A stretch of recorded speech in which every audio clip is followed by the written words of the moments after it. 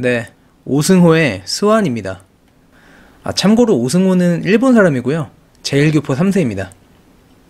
오전 10시 10분, 마른 몸매에 티셔츠를 입고 포니테일 머리를 한 고등학교 1학년생인 이지민은 개학 전날인 일요일 오전에 전철을 타고 스완이라는 쇼핑몰로 가고 있어요. 같은 반인 고지혜랑 스완 쇼핑몰에서 보기로 했는데요. 참고로 고지혜는 이지미를 반에서 집단 괴롭힘을 당하게 한 당사자였어요. 근데 그런 고지혜가 왜 굳이 개학식 전날 아침부터 자기를 쇼핑몰로 불러내는 건지 이지미는 이해가 가질 않았습니다. 오전 10시 20분, 키쿠노라는 귀티나는 노 부인이 오늘도 스완 쇼핑몰 스카이 라운지에 방문해요. 키쿠노는 매주 일요일이면 스완 쇼핑몰 스카이 라운지를 찾아서 여기에서는 일요일 할머니라고 불리고 있어요. 키쿠노는 저수지가 내려다 보이는 자리에 앉은 다음에 카운터 쪽을 보고는 눈살을 찌푸려요. 올린 머리에 유니폼을 입은 젊은 여 종업원이 또 왔냐는 표정을 짓고 있기 때문이었어요. 그래 또 왔다. 뭐 불만이라도 있어? 키쿠노는 여기에 올 때마다 저런 표정을 짓는 그 여 종업원이 영 마음에 들지 않았습니다. 오전 10시 30분, 유즈키와 오타케는 스완 쇼핑몰 주차장에 차를 대고 각자의 가방 안에 잔뜩 들어있는 모조 권총을 확인해요.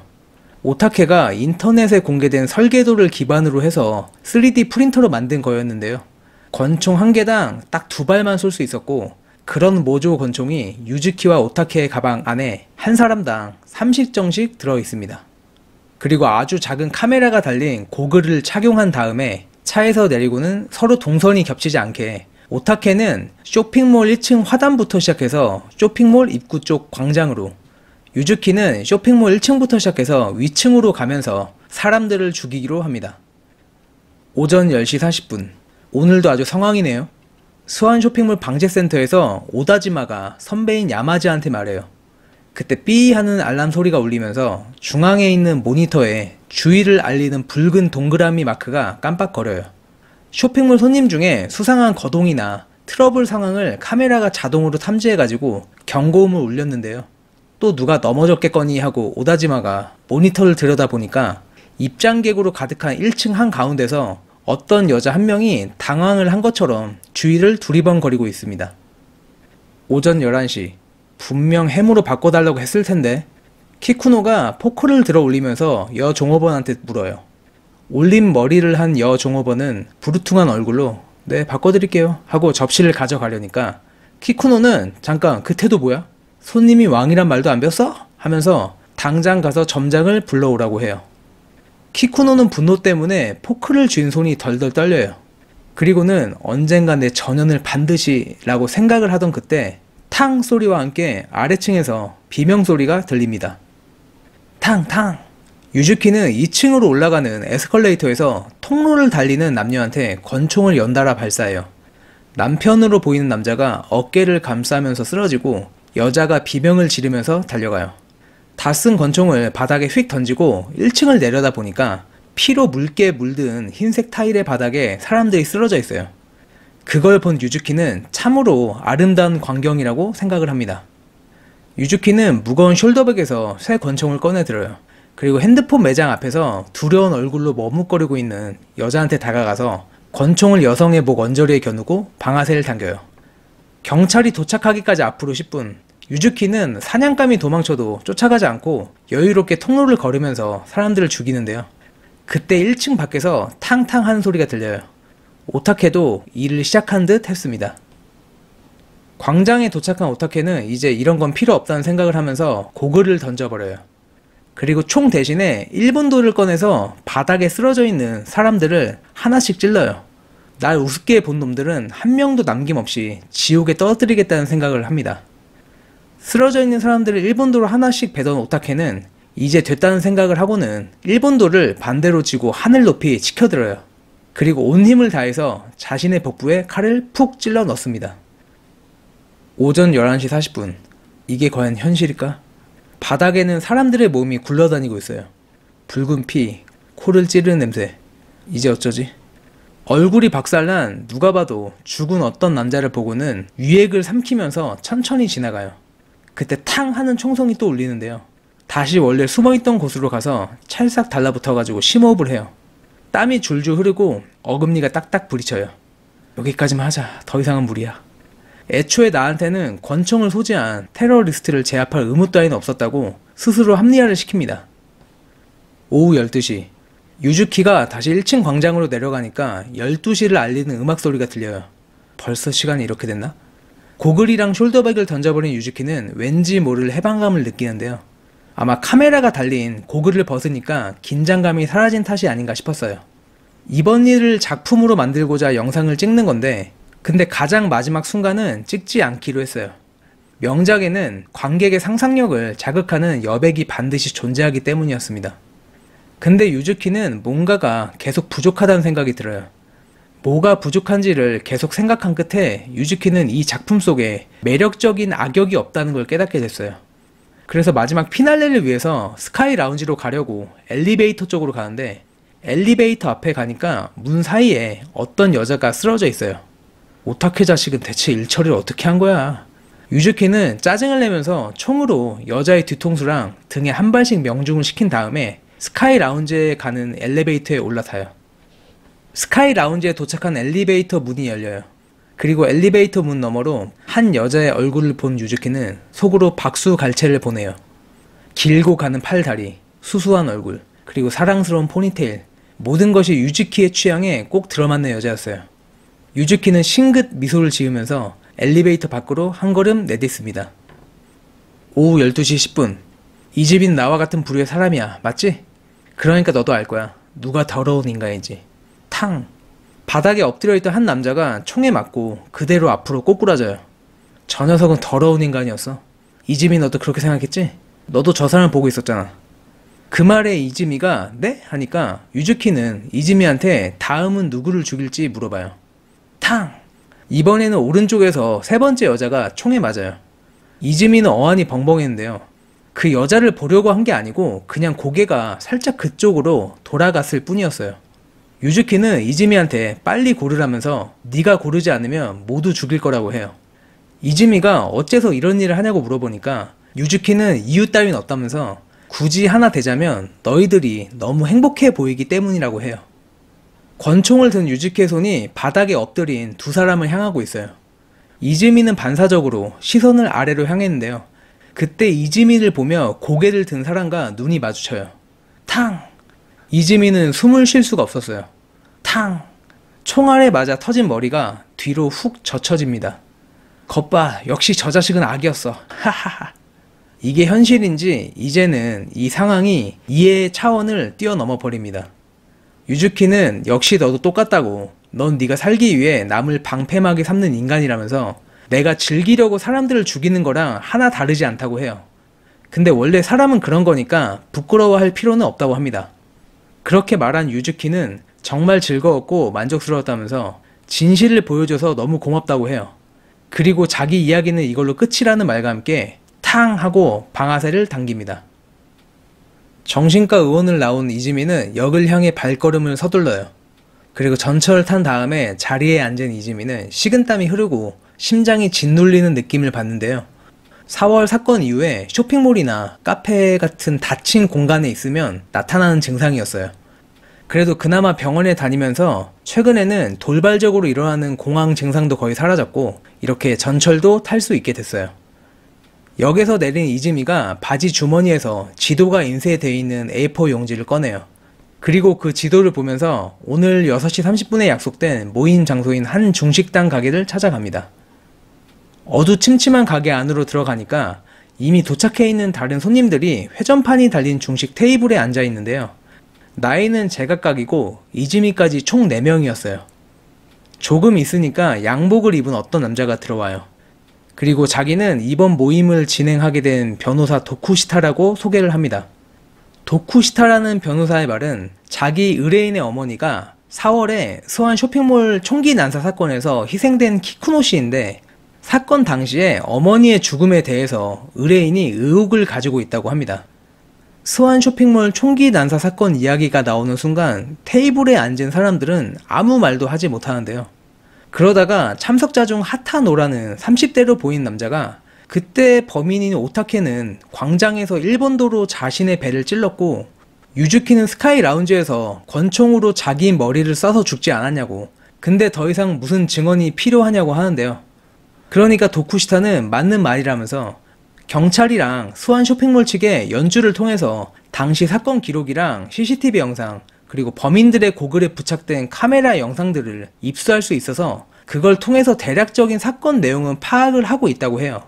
그래도 디테일한 부분까지 알고 싶어서 그날 쇼핑몰에서 무사히 살아남은 여러분들한테 그날 일에 대한 증언을 듣고자 이렇게 모임에 초청을 했다고 합니다. 사건 당시에 범인들이 착용한 고글 카메라로 촬영한 영상을 보면 오전 11시 정각에 유즈키는 쇼핑몰 1층 입구에서, 오타케는 1층 화단에서부터 각각 범행을 시작했다고 해요. 그때 키쿠노 씨는 스카이 라운지에 있었다는데요. 근데 나중에 키쿠노 씨가 유즈키의 총에 맞아 죽어서 발견된 장소는 스카이 라운지가 아닌 1층 엘리베이터 앞이었다고 해요.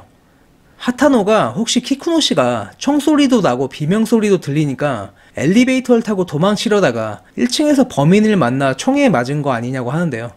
그 말에 도쿠시타는 아니라면서 스완 쇼핑몰 CCTV 영상을 보면 키쿠노 씨는 엘리베이터에서 내릴 때 총을 맞은 게 아니고 엘리베이터를 타려고 하다가 총에 맞았다고 해요.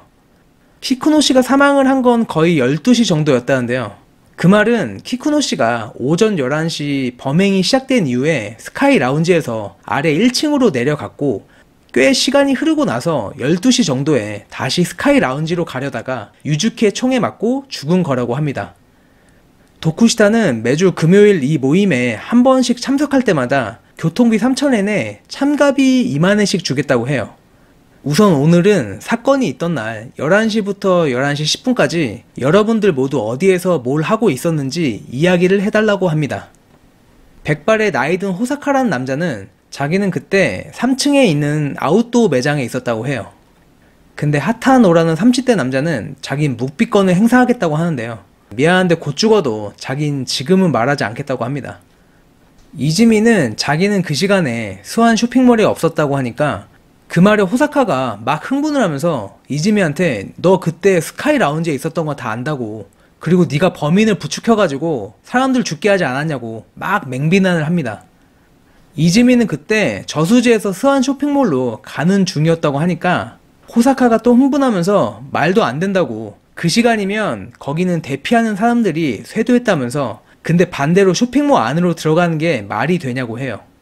그러니까 이지미는 쇼핑몰 3층 키즈샵 앞에서 고즈에라는 친구를 만나기로 해가지고 자기는 그냥 쇼핑몰로 간 거라고 합니다.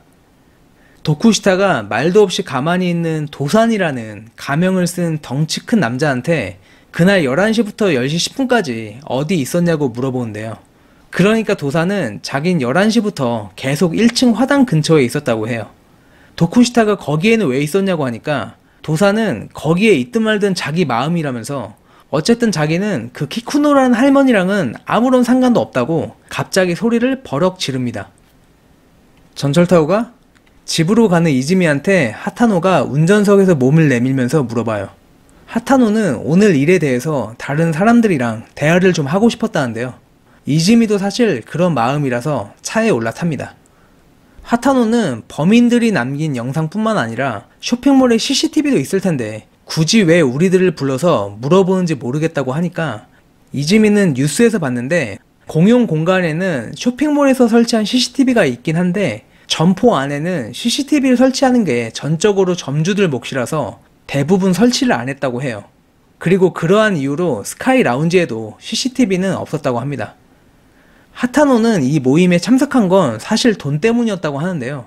자기 수입으로는 애들 학비도 못 내가지고 그래서 처음 이 모임에 초청을 받았을 때 와이프가 당장 가라고 등을 떠밀었다고 해요. 그리고 하타노는 이 모임을 나오는 대가로 받는 돈이 이지미 너한테는 모르겠는데 솔직히 어른들한테는 그닥 큰 돈이 아니라면서 그래서 아마 이번 모임에 참석한 사람들의 목적이 돈이 아니라 다른 이유가 있을 거라고 해요.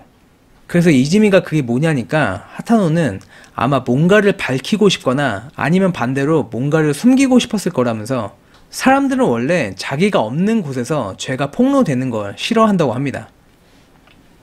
자기 방에 들어온 이지미는 스마트폰으로 백조의 호수 발레 영상을 봐요. 이즈미는 초등학교 3학년 때부터 일주일에 한 번씩 발레 레슨 교실에 다녔어요. 발레는 이즈미가 아닌 엄마의 욕심 때문에 시작한 거라서 그동안 이즈미는 건성건성 발레 교실을 다녔었는데요. 그러다가 중학교 3학년 때 강사의 권유로 우연히 관람하게 된 엘레나의 흑조 연기에 매료돼서 그 뒤부터는 발레를 진지하게 다니게 됐어요. 엘레나를 향한 동경을 떠나서 한 번이라도 좋으니까 무대에서 최고의 안무로 흑조 연기를 해보고 싶다는 생각을 했습니다. 그렇게 미친 듯이 연습을 하던 이즈미는 결국 다른 연습생들을 따돌리고 올해 여름 공연에 솔리스트 후보로 뽑혔어요. 그리고 공연작은 백조의 호수였는데요. 하지만 배역이 발표되기 직전에 쇼핑몰 무차별 총기 난사 사건이 일어났고 그렇게 모든 건 물거품이 되었습니다. 스마트폰을 내려놓은 이즈미는 머리에 흰 붕대를 감고 병실 침대에 누워있던 고지혜를 떠올려요. 이즈미는 고지혜랑 같은 반이었는데 그냥 날씬한 몸매, 진한 쌍꺼풀이 부러웠을 뿐이고 사실 고지혜한테 그닥 관심이 없었어요. 발레라는 일반적이지 않은 취미에 몰두하는 자기랑은 달리 그냥 고지혜는 다른 세계에 사는 아이라고 생각을 했었습니다.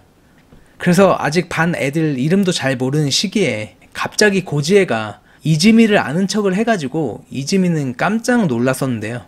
이즈미한테 이것저것 물어보던 고지혜가 갑자기 근데 설마 너 나 모르는 거야? 라고 말을 했어요. 이즈미가 우물쭈물하니까 고지혜는 아 짜증나네 하더니 야 발레 좀 한다고 잘난 척 하지마 라고 하더니만 그대로 가버렸어요. 그리고 얼마 안 있어서 이즈미는 고지혜가 자기랑 같은 발레 교실에 다니고 있다는 것을 알게 되었습니다. 고지혜는 이즈미가 최근에 실력으로 따돌린 연습생 중에 하나였는데요. 그만큼 이즈미는 주위를 둘러보지 못할 만큼 발레에 집중을 하는 성격이었고 발레 교실에서도 애초에 고지혜랑은 반 자체가 달랐어요. 어쨌든 그 일이 있고 나서 반에서 아이들이 이즈미를 보는 시선이 차가워지기 시작했어요. 그리고는 이즈미에 대한 괴롭힘도 시작됐는데요. 처음에는 이즈미를 아예 없는 사람 취급하는 걸로 시작을 해가지고 나중에는 이즈미의 다리를 거는 등 물리적으로 괴롭히기까지 했습니다. 다시 금요일이 됐고 지난주에 중식당 테이블에 모여있던 사람들이 다시 모였어요. 짧은 갈색 머리의 하타노는 희미한 미소를 짓고 있고 백발의 호사카는 여전히 얼굴을 찌푸리고 있어요. 그리고 야구 점퍼를 입은 도사는 꾸중을 들은 새끼곰처럼 고개를 숙이고 있습니다. 이즈미는 그 사람들한테 대충 눈인사를 하고 자리에 앉아요. 곧 도쿠시타 변호사가 나타나서 두 번째 모임을 시작하겠다고 해요.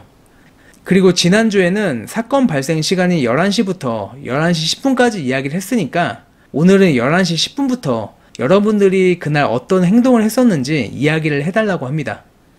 하타노는 이번에도 역시나 묵비권을 행사하겠다고 하는데요. 그러니까 도쿠시타는 이런 식으로 계속 묵비권을 행사하면 나중에 받을 돈을 모두 토해내야 된다고 해요. 3층의 아웃도어 매장에 있었던 호사카는 그 시간에는 아래 1층 광장 쪽에서 뭔가 폭죽이 터진 소리가 들려가지고 매장에서 나가봤다고 해요. 그리고 난간에서 아래를 내려다 보니까 유즈키가 에스컬레이터를 타고 올라오면서 사람들한테 총을 쏘고 있었다고 합니다.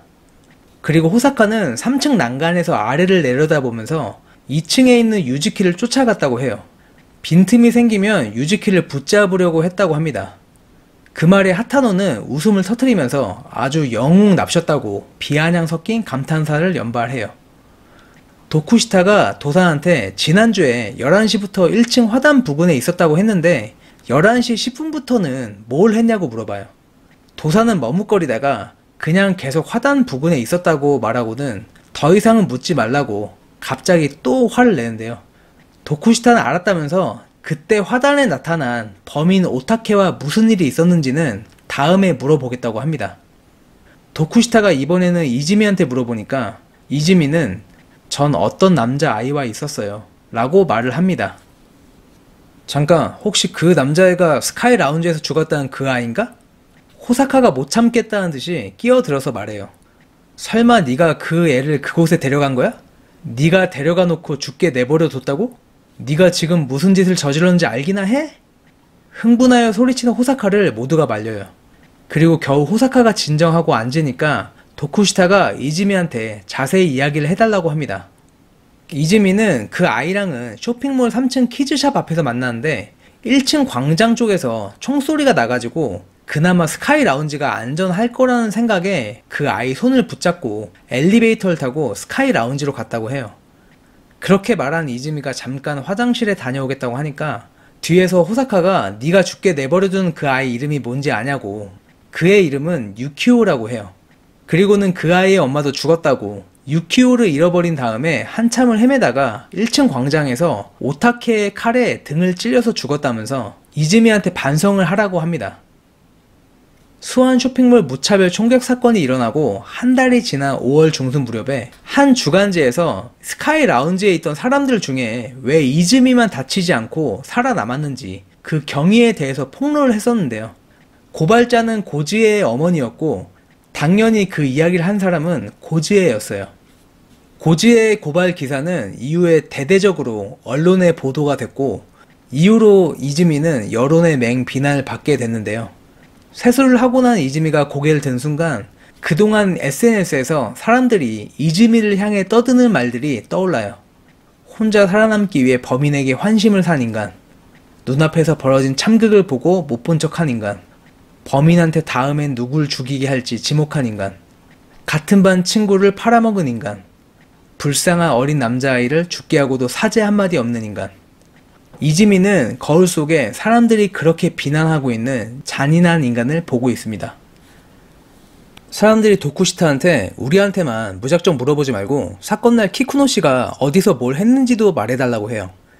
도쿠시타는 알았다면서 근데 공용 공간을 제외한 곳에는 CCTV가 없는 곳이 많기 때문에 어느 정도는 추측이 들어갈 수밖에 없다고 감안해서 들어달라고 합니다.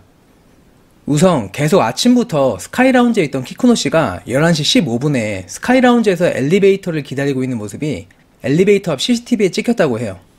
근데 그때 방재센터에서 스카이라운지 점장한테 혹시 범인이 엘리베이터를 타고 올라오면 안 되니까 엘리베이터 문 사이에 의자를 끼워서 스카이라운지에 엘리베이터를 세워 놓으라 지시를 했다는데요. 근데 어떤 이유인지 몰라도 키쿠노 씨는 그 지시를 어기고 엘리베이터를 타고 아래 1층으로 내려갔다고 해요. 그리고 현재로서 알 수 없는 이유로 나중에 키쿠노 씨가 1층 엘리베이터 문 사이에 쓰러져 있었고 그 후에 12시 정도에 유즈키의 총에 맞고 죽었다고 합니다.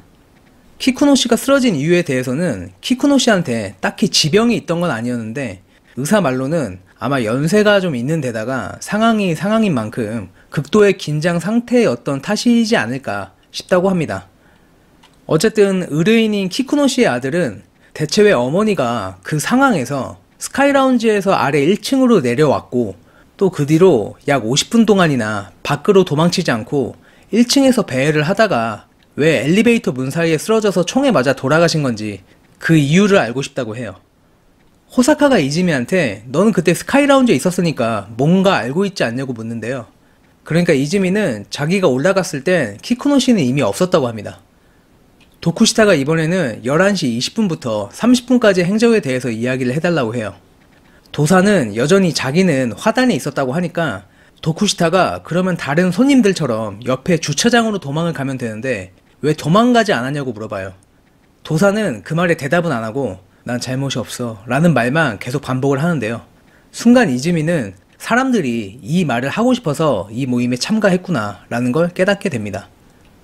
호사카는 3층에서 여전히 난간 아래를 내려다보면서 2층에 있던 유즈키를 뒤쫓았다고 해요.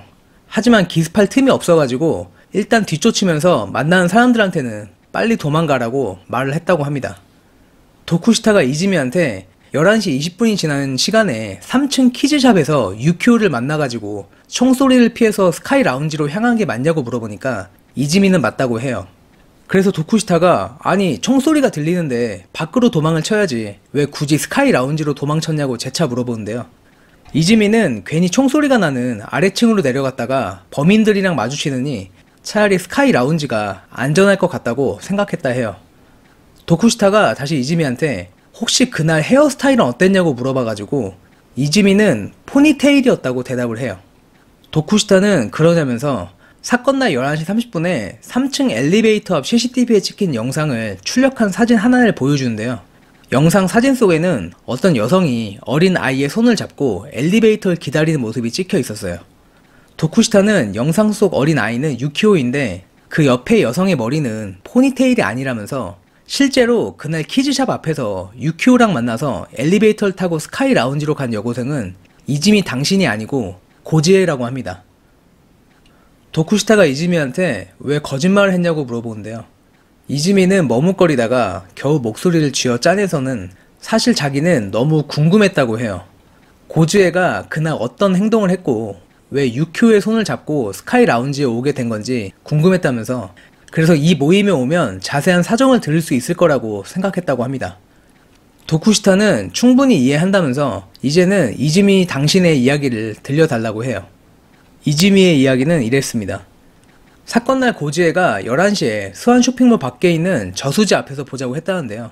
만남의 이유는 저수지 옆에 원형 광장에서 누가 이번 공연의 흑조 역할에 더 어울리는지 겨뤄보자는 거였어요. 이지미는 그날 약속 시간보다 미리 수완 쇼핑몰에 와서 1층의 신발 매장에서 러닝화를 구경하고 있었다고 해요. 근데 갑자기 총소리가 나서 놀란 이지미가 돌아보니까 20m 정도 밖에 떨어지지 않은 곳에서 스포츠 머리를 한 오타케가 총을 쏘고 있었다고 해요. 그래서 이지미는 옆에 계단으로 도망을 갔고 그렇게 계단으로 3층까지 올라갔다는데요. 그때 고지에한테 전화가 왔다고 해요. 그때가 11시 8분 정도였는데 근데 통화 버튼을 누르고 나서 바로 스마트폰을 떨어뜨렸다고 해요.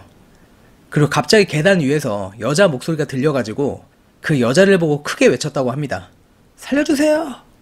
그러니까 그 여자가 계단을 내려와서는 위에 스카이 라운지는 안전하니까 어서 거기로 가라고 했다면서 그리고 아래에서 무슨 일이 있냐고 물어봤다고 하는데요. 그래서 이지미는 고글을 낀 스포츠 머리를 한 남자가 갑자기 나타나서 총을 난사하고 있다고 했다 합니다. 그러니까 그 여자는 얼른 위로 올라가라고 하더니 정작 본인은 계단 아래로 뛰어내려갔다고 해요. 그 여자분이 키쿠노 씨는 아니었죠? 도쿠시타의 말에 이지미는 아니라면서 20대 젊은 여자였다고 해요. 앞치마를 두르고 있는 것이 자기 생각에는 스카이 라운지 직원이었던 것 같다고 합니다. 근데 나중에 고지에도 이지미가 있는 스카이 라운지까지 유키오의 손을 잡고 왔다는데요. 아마 약속 장소인 3층 키즈샵까지 왔다가 거기서 유키오를 만났고 이지미가 안 보이니까 아까 통화 너머로 들은 스카이 라운지로 유키오와 함께 온 것 같다고 합니다. 그리고 고지에는 그 참극에서 오른쪽 눈을 잃었다면서 총알이 고지의 오른쪽 눈에서 관자놀이 부근을 비스듬하게 뚫고 지나갔다고 해요. 방향이 조금만 틀어졌어도 뇌를 관통했을 거라고 합니다. 근데 고지의 어머니는 이지미가 범인한테 고지를 쏘라고 했다고 알고 있다는데요. 그렇게 이지미 때문에 자기 딸이 한쪽 눈을 잃게 됐고 유키오를 비롯해서 스카이 라운지에 있던 많은 사람들이 희생됐다는 내용을 주간지 기자한테 폭로를 했다고 합니다. 덕분에 이지미는 지금도 많은 사람들의 비난을 받고 있다고 해요. 이지미 씨는 이후 줄곧 스카이 라운지에 계셨습니까? 도쿠시타의 물음에 이지미는 네 라고 대답을 해요. 그럼 고지에는 언제 스카이 라운지로 왔냐니까 이지미는 아마 11시 30분이 지나서였던 것 같다고 합니다. 도쿠시타는 스카이 라운지의 높이가 5층 정도이고 꽤 높긴 하지만 그렇다고 계단으로 걸어서 올라가지 못할 높이는 아니라고 해요. 실제로 당시 CCTV를 확인해 보니까 11시 8분에 스카이 라운지에서 근무하던 아르바이트생인 소노코라는 여성이 계단을 통해서 아래로 내려갔다는데요. 이지미한테 어서 스카이 라운지로 도망가라고 했던 그 젊은 여성이 아마 소노코였을 거라고 합니다. 근데 여기서 의문이 드는 건 소노코 씨는 왜 그 긴박한 상황에서 위험하게 굳이 아래로 내려갔냐는 거였는데요. 그 와중에 엘리베이터가 아닌 계단을 이용한 건 아마 점장을 비롯해서 사람들이 엘리베이터 사용을 못하게 했기 때문일 거라고 해요. 그리고 키쿠노 씨가 11시 50분 무렵에 계단 쪽에서 엘리베이터로 가는 모습이 CCTV에 찍혔다는데요. 근데 키쿠노 씨는 마치 도망치는 듯한 빠른 걸음으로 엘리베이터까지 갔다가 그대로 쓰러졌다고 해요. 피로와 스트레스에 따른 어지럼증으로 보이는데 아마도 CCTV가 없는 곳에서 극도의 긴장감을 초래한 어떤 사건이 있던 게 분명하다는데요. 어쨌든 대체 키쿠노 씨는 무슨 목적으로 스카이 라운지를 벗어났고 왜 1층으로 내려갔던 건지 그리고 거기서 무슨 일이 있었기에 그렇게 극도의 긴장감으로 어지럼증이 생겼던 건지 모든 게 의문이라고 합니다. 도쿠시타는 다시 이지미한테 고즈에랑 유키오가 스카이 라운지에 올라온 뒤에 어떻게 됐는지 알려달라고 해요. 이지미는 유키오는 오자마자 엄마 하면서 울음을 터뜨려가지고 여자들이 유키오를 달랬다고 하는데요. 그때 이지미는 대체 고즈에가 여기에 왜 온 건지 그리고 저 아이는 누구인지 모든 게 혼란스러웠다고 해요. 그때 엘리베이터가 움직였고 얼마 뒤에 엘리베이터가 올라와서는 문이 열린 다음에 총을 들고 있는 유즈키랑 이지미가 눈이 마주쳤다고 해요. 그리고 순간 점장이 유즈키한테 덤벼들었는데 유즈키는 점장 머리에 총을 쏘고는 위험했잖아 라고 웃음을 터뜨렸다고 합니다. 그렇게 계속 총을 바꿔가면서 사람들을 하나씩 죽인 유즈키는 허리에 찬 1본도를 이지미의 목덜미에 갖다 대고는 여기서 가장 나쁜 악의 인간을 고르라고 했다는데요. 그 뒤로 결국 고지에랑 유키오도 총에 맞았고 마지막에는 유즈키가 권총을 새로 꺼내서 자기 머리를 쏴서 자살했다고 합니다. 순간 이지미는 당시 일을 머릿속으로 떠올려요. 탕! 겉봐, 역시 저 자식은 악이었어. 하하하. 그리고 유즈키가 자기 머리에 총을 쏘고 나서는 그 유즈키의 총알이 한 발 남은 권총이 고지의 앞으로 떨어지던 게 생각이 납니다. 그때 도산이 갑자기 이제 그만해, 이제 제발! 이라고 하더니 오열하기 시작해요. 그리고는 잠시 후에 고개를 들더니만 사실 자기 진짜 이름은 도산이 아니고 오다지마라면서 사실 자기는 서안 쇼핑몰의 경비원이었다고 합니다. 사건 날 10시 50분 무렵에 방제센터에 있던 오다지마는 모니터 화면을 보고 1층 화단 부근에 왠지 행동이 부자연스러운 손님 때문에 현장으로 갔다고 해요. 가요라는 이름의 여자 손님이었는데 자기 어린 아들이 없어졌다면서 제발 좀 찾아달라고 했다 합니다. 아이의 이름은 유키오였다고 해요. 그렇게 아이 엄마한테 이야기를 듣는 와중에 갑자기 탕 하는 총소리와 함께 비명소리가 들렸다는데요. 그리고 곧이어서 대피하라는 안내 방송이 나왔다고 해요. 그래서 오다지마는 입장객들의 대피를 유도해야겠다는 생각은 했는데 막상 이게 현실로 닥쳐오니까 평소 배운 대로 되지를 않았다고 해요. 오타케의 총소리가 점점 가까워졌고 안 되겠다 싶어가지고 광장 쪽으로 가요의 손을 잡고 뛰려고 했는데 가요는 아이를 찾아달라면서 요지부동이었다고 해요. 그래도 겨우 가요의 손을 이끌고 쇼핑몰 쪽 광장에 도착하니까 쇼핑몰 2층에서는 유즈키로 보이는 범인이 총을 쏘고 있었고 저기서는 이쪽으로 오타케가 총을 쏘면서 다가오고 있었다는데요. 그리고 광장 바닥에 피를 흘리고 널브러져 있는 사람들을 보니까 오다지마도 냉정을 유지할 수 없었다고 해요. 그래서 자기를 붙잡고 아들을 찾아달라는 가요를 자기도 모르게 밀쳐버렸고 그렇게 가요는 바닥에 쓰러졌다고 해요. 그리고 바닥에 쓰러진 충격 때문인지 가요는 움직이질 않았고 오다지마는 그런 가요를 놔두고 그냥 도망갔다고 합니다. 어쩔 수 없었어. 나도 어쩔 수 없었다고! 난 죄가 없어. 당신도 변호사니까 알 거 아니야. 그래서 이후에 어떻게 됐습니까? 도쿠시타의 물음에 오다지마는 그때 자기도 시신들을 보고 다리에 힘이 풀려가지고 도망갈 수가 없었다고 해요. 그래서 어떻게든 몸이라도 숨겨야겠다는 생각에 옆에 벤치 뒤로 기어가서 숨었다고 해요. 그리고 얼마 후에 오타케가 광장에 나타났고 일본도를 꺼내가지고 여러 사람들을 무참히 베더니만 결국 가요까지 칼로 찔렀고 나중에는 그 칼로 자기 배를 찔러서 자살을 했다고 합니다. 도쿠시타가 이번에는 호사카한테 11시 30분 이후 행적을 물어봐요. 호사카는 3층으로 올라온 유즈키의 뒤를 계속 쫓고 있었다고 해요. 그러다가 한 점포 안으로 유즈키가 들어갔고 그 점포 안에서 몇 번의 총성이 연달아 울렸다는데요. 그렇게 유즈키가 나오고 나서 호사카가 그 점포 안으로 들어가니까 3명이 쓰러져 있었다고 해요. 그중 2명은 가망이 없었고 여자 1명이 가쁜 숨을 쉬고 있어서 근처에 있는 옷을 찢어가지고 간신히 응급처치를 했다고 합니다. 그리고 다시 점포 밖으로 나갔는데 유즈키는 이미 사라지고 없었다고 해요.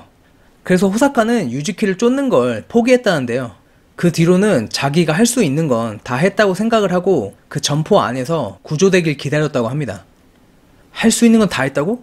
당신이 뭘 했는데? 오다지마가 버럭 소리를 쳐요.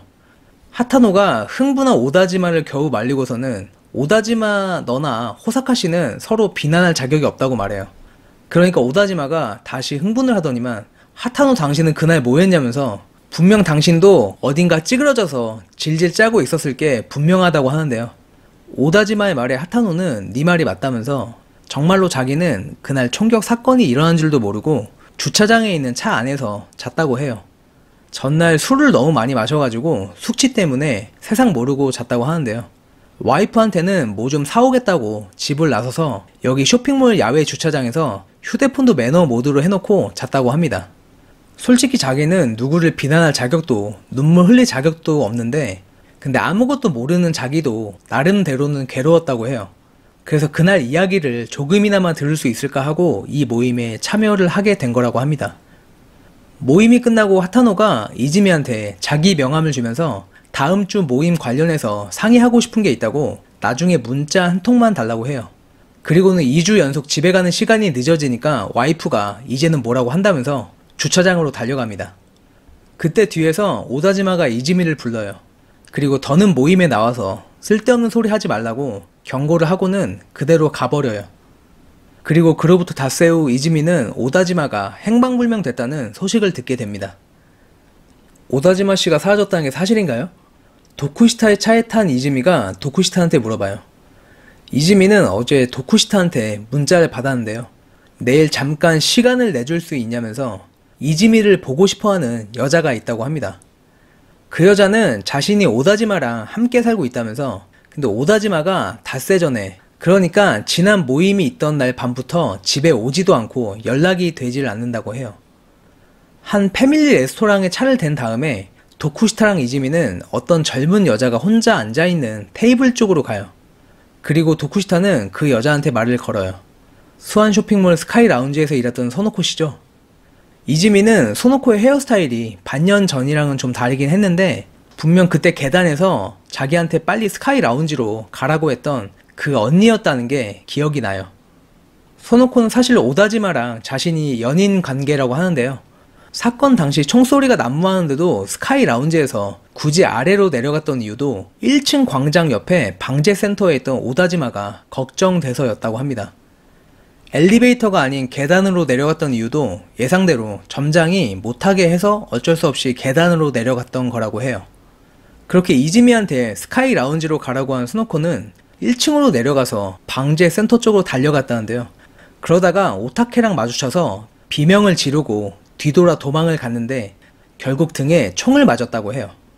다행히 치명상은 아니어서 아까 내려온 계단으로 다시 도망을 갔는데 도저히 계단을 올라갈 수 없어서 그대로 의식을 잃었다고 합니다. 스노코의 말을 듣고 있던 도쿠시타는 그때 구조 요청을 하지 않았냐고 하니까 자기는 그럴 상황이 아니었다고 해요. 그러니까 도쿠시타는 아니라면서 스노코 씨 당신은 분명 그때 스카이 라운지 동료들한테 전화로 구조 요청을 했을 거라면서 그리고 그 연락을 받고 스노코 씨 당신을 구하러 간 사람은 당신이 일요일 할머니로 알고 있는 키쿠노 씨였다고 합니다. 도쿠시타의 말에 스노코는 증거 있냐고 하는데요. 도쿠시타는 통화 기록만 조사해봐도 다 나온다고 말하고는 근데 스노코 씨 당신이 뭔가 오해를 하는 것 같다고 자기들은 키쿠노 씨를 죽게 만든 범인을 찾아서 책임을 물을 생각은 전혀 없다고 해요. 그리고 오다지마 씨가 이 모임에 참여하는 것도 혹시 스노코 씨 당신이랑 키쿠노 씨의 이야기가 나올까봐 불안해서인 것도 다 알고 있다고 합니다. 그 말에 아무 말도 못하던 스노코는 근데 지금 오다지마가 어디 있는지 아냐고 물어봐요. 오다지마의 지인들한테 모두 연락해봐도 아는 사람이 없다는데요. 도쿠시타는 자기도 지금 오다지마가 어디 있는지는 모른다고 합니다. 도쿠시타가 두 분이서 이야기를 나누라고 하고는 자리를 떠요. 그리고 스노코는 이즈미한테 솔직하게 말해달라면서 그때 내가 너한테 스카이 라운지로 도망가라고 한 게 정말 옳은 선택이었을까? 라고 물어봐요. 만약 그때 자기가 아래로 내려가지 않았으면 키쿠노 씨도 자기를 구하러 오지 않았을 거고 엘리베이터도 아래로 내려가지 못하게 위에서 잡아뒀다면 그 유즈키 자식도 엘리베이터를 타고 스카이 라운지로 가지 못했을 거라면서 그때 자기의 그 잘못된 선택 때문에 스카이 라운지에 그 많은 사람들이 희생됐다고 생각하니까 미쳐버릴 것 같다고 해요. 그 말에 이즈미는 근데 그때 스노코 씨가 계단으로 내려오지 않았다면 자기는 아마 범인의 총에 맞아서 죽었을 거라고 해요. 스노코는 키쿠노 씨는 평소에 자기를 정말 싫어했다면서 근데 자기를 구하러 와주다니 참 희한한 분이야 라고 말하면서 스노코는 울어야 할지 웃어야 할지 모르겠다는 표정을 짓습니다. 도쿠시타의 차에 탄 이즈미가 전부터 궁금한 게 있다면서 자기를 포함해서 그 모임에 참석한 사람들은 어떤 이유로 선택이 된 거냐고 물어봐요. 도쿠시타는 별뜻은 없고 당시에 연락이 되는 생존자들 모두한테 모임 참석을 권유했었다고 해요. 근데 여러분들 외에 다른 사람들은 참석을 거절했다고 합니다. 근데 뭔가 비밀을 갖고 있는 사람들은 그 비밀이 자신이 없는 곳에서 밝혀지는 상황을 가장 두려워한다면서 그래서 그런 사람이면 반드시 이 모임에 참석할 거라고 생각했다는데요. 그리고 오다지마가 참석한 걸 보면 결과적으로 그 생각이 맞았다고 합니다. 이즈미가 오다지마가 정말 어디로 갔는지 모르냐고 하니까 도쿠시타는 자기도 모른다면서, 근데 자발적인 실종이 아니면 아마 오다지마는 지금 누군가한테 납치를 당했을 수도 있다고 해요. 그리고는 이즈미 씨 당신도 조심하라고 합니다. 그리고 이즈미한테 이즈미 당신은 지금 뭔가 숨기고 있는 게 있다면서 솔직하게 말해달라고 하는데요. 이즈미가 왜 그렇게 생각하냐고 하니까 도쿠시타는 당시에 이즈미 당신이랑 고즈의 증언에 뭔가 모순이 있다고 해요. 도쿠시타의 말로는 그날 범인인 유즈키는 쇼핑몰을 돌아다니면서 두 발만 사용할 수 있는 수십 정의 모조 권총으로 사람들을 죽였고, 스카이 라운지에서도 역시 많은 사람들을 죽이고 나서 마지막 권총을 꺼내가지고 유즈키 자신의 머리에 방아쇠를 당겼다고 해요. 근데 그럼 그 총에는 총알 하나가 분명 남아있어야 되는데, 자기가 입수한 정보에 따르면 유즈키가 자살한 그 권총에는 총알이 모두 소진되어 있었다고 합니다.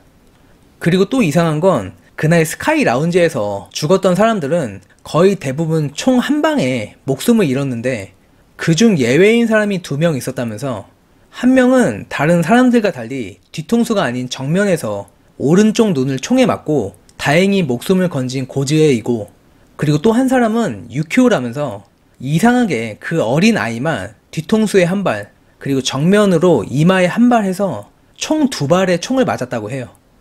거기까지 말한 도쿠시타는 녹색 불에 차를 세운 다음에 이즈미를 쳐다보고는 그날 스카이 라운지에 있었던 모든 일들이 정말 유즈키 혼자서 한 게 맞냐고 물어봐요. 그리고 도쿠시타의 이야기를 들은 이즈미는 차 문을 열고는 그대로 나가버립니다. 오다지마가 사라졌다는 건 들었어? 하타노가 차를 출발시키자마자 이즈미한테 물어봐요. 이즈미가 그 얘기는 어디서 들었냐고 하니까 자기는 오다지마 본인한테 직접 들었다고 해요. 그리고선 사실 오다지마는 지금 자기네 집에 있다면서 이즈미 너랑 함께 오면 자기가 알고 있는 모든 걸 털어놓겠다고 했다 합니다. 어떤 아파트 주차장으로 들어가서 주차를 하고 난 다음에 하타노랑 이즈미는 엘리베이터를 타고 7층을 눌러요. 그리고 하타노는 자기가 생각하기에 이 모임의 진짜 목적은 법으로는 처벌받지 않은 죄를 스스로 폭로하기 위해 만든 것 같다고 하는데요. 오다지마는 경비원인데도 불구하고 유키오의 엄마를 버리고 떠난 죄, 이즈미 너는 스카이 라운지에서 남들이 죽어가는 걸 보고만 있던 죄, 아마 호사카 씨도 말은 하지 않았지만 어떤 죄를 짓고 있는 게 분명하다고 합니다. 그 말에 이즈미가 그럼 하타노 씨도 말하지 않은 죄가 있냐고 물어보니까 하타노는 당연히 있다면서 그날 주차장에서 세상 모르고 잠들었던 게 가장 큰 죄였다고 해요. 그렇게 7층에 도착해서는 705호실로 가서 하타노가 문을 열어요. 그리고 다녀왔어 라고 인사를 하는데요. 이즈미는 신발 두는 곳에 낡은 운동화가 있는 걸 보고는 아마 이건 오다지마 거라고 생각을 해요. 거실로 들어간 이즈미가 하타노한테 근데 아내분과 아이는요? 라고 물어보니까 하타노가 싱긋 웃으면서 말을 해요. 죽었어. 그리고 순간 머리에 큰 충격과 함께 이즈미의 시야가 점점 흐려집니다. 안녕? 하타노가 전등 바로 아래에서 이즈미한테 얼굴을 들이밀어요. 이즈미는 머리에 통증과 함께 왼쪽 눈에서 왠지 모를 액체가 흐르는 게 느껴져요. 피였습니다. 이즈미가 힘겹게 오다지마는 지금 어디 있냐고 물으니까 하타노는 자기한테 죽기 직전까지 맞고 나서 지금은 옆방에 묶인 채로 누워있다고 해요. 그리고 혹시라도 소리 지를 생각은 하지 말라면서 이 골프채로 그 작은 턱을 산산조각 내버릴 거라고 합니다. 오다지마는 어떻게 납치한 거냐니까 하타노는 간단했다면서 그날 밤에 너처럼 오다지마도 모임이 끝나고 가는 길에 차로 데려다 준다고 하고는 자기네 집에서 한잔 하자고 꼬들겼다고 해요. 이즈미가 대체 왜 이런 짓을 하냐고 물으니까 하타노는 복수를 하는 거라면서 자기가 주차장에서 자고 있는 사이에 쇼핑몰에 갔던 와이프랑 어린 아들이 죽었다고 해요. 그리고 그 와이프랑 아들이 가요랑 유키오라고 합니다. 하타노는 처음엔 그냥 가요랑 유키오의 마지막 순간이라도 알고 싶어서 모임에 참가했다고 해요. 솔직히 키쿠노 같은 할망구가 어떻게 됐든 자기랑은 상관이 없었다는데요. 그러다가 오다지마가 가요를 버려두고 갔다는 이야기를 듣고 나서 오다지마 이 새끼는 어떻게든 죽여야겠다는 생각을 했다고 해요. 그리고는 가요가 대체 뭘 잘못했냐면서 그런 말도 안 되는 사태에서 아들을 잃어버린 엄마라면 당연히 경비원한테 부탁할 수 있는 거 아니냐고 해요. 근데 저 오다지마 돼지 새끼는 가요를 정신이 이상한 여자로 취급하고 바닥에 밀쳐버려가지고 칼에 맞아 죽게 했다면서, 그래서 자기는 남편으로서 절대 용서할 수 없다고 합니다. 그리고 이지미한테 꼭 물어보고 싶었던 게 있다면서 제발 솔직히 대답해 달라고 하는데요. 고지에가 고발한 주간지 기사를 보면 유즈키는 먼저 이지미 너의 지시로 유키오한테 총을 쐈고, 고지에가 그런 유키오를 부둥켜 안고 비명을 지르니까 유즈키가 바로 고지에를 쐈다고 적혀 있다면서, 근데 유키오는 뒤통수에 한 발, 정면에 한 발 해서 대체 왜 총을 2발이나 맞은 거냐고 물어봐요. 이지미는 유즈키가 유키오를 먼저 쐈고 그 뒤에 고지에를 쏜 다음에 바닥에 쓰러진 유키오한테 한 발 더 쐈다고 하는데요.